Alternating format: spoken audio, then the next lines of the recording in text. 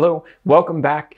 Joshua 21 today, free PDF on our website, link down in the description. Let's jump right into it. When did these events take place? The Israelites began their conquest of the Promised Land in approximately 1450 BC, and it lasted anywhere from like 5 to 7 years, most historians think. So 1450 BC, that's where we are on our timeline. Now, who are our main characters? Who are we going to be talking about, and who's important to to this chapter? First, Joshua, he's the leader of the Israelites. Second, the Levites. Now, these were the descendants of Jacob's son, Levi was his name, and they were a special tribe that was dedicated to the service of God.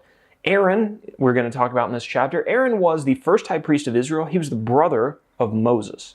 And then Eleazar. Eleazar's the second high priest of Israel, and he's the he's the son of Aaron and the nephew of Moses. We will take a look at a map on the next page, but let's talk about our where. Where did these events take place? Well, Joshua was at Shiloh, we're told, from chapter 21, verse 2. Joshua 21 is really going to cover the entire territory that's been visible on the typical map that we've been using.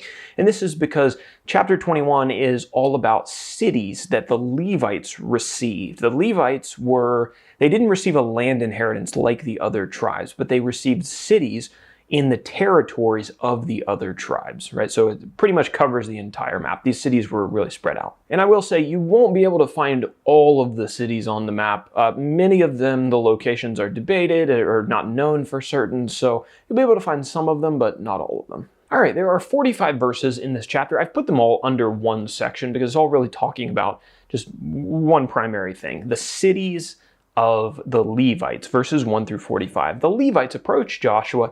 They asked him to fulfill the promise that Moses had made to them and give them cities within the promised land. So Joshua said, okay, I'll do that. Joshua 21 then is all about the cities that they received, and it's a list of those cities and who received which cities. Okay, so the tribe of Levi was further broken down into families.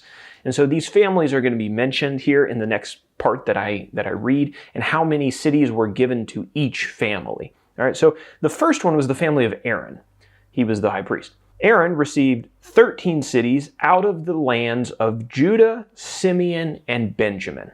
Okay, then the next family, the family of Kohath, they received 10 cities out of the lands of Ephraim, Dan, and Manasseh. The family of Gershom was next. They received 13 cities out of the lands of Issachar, Asher, Naphtali, and Manasseh. And then finally, the family of Merari received 12 cities out of the remaining tribes, Reuben, Gad, and Zebulun. The 6 cities of refuge that we talked about in our last chapter, those were all included in the cities of the Levites. So just interesting fact to know. In total, the Levites received, did you do the math? Probably not. 48 cities in total, and that included the surrounding pasture lands of those cities, probably for farming, raising animals, whatever.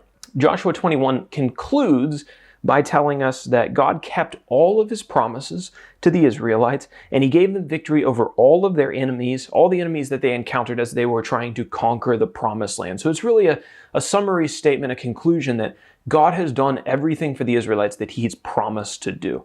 Right? All the promises that have the promise that was made to Abraham hundreds of years earlier. God has brought them into the land. He's given them victory. He's completely held up his end of the promises. The question is Israel going to hold up their end? And we're going to talk about that in the book of Judges. So there's a map down on the PDF on this page.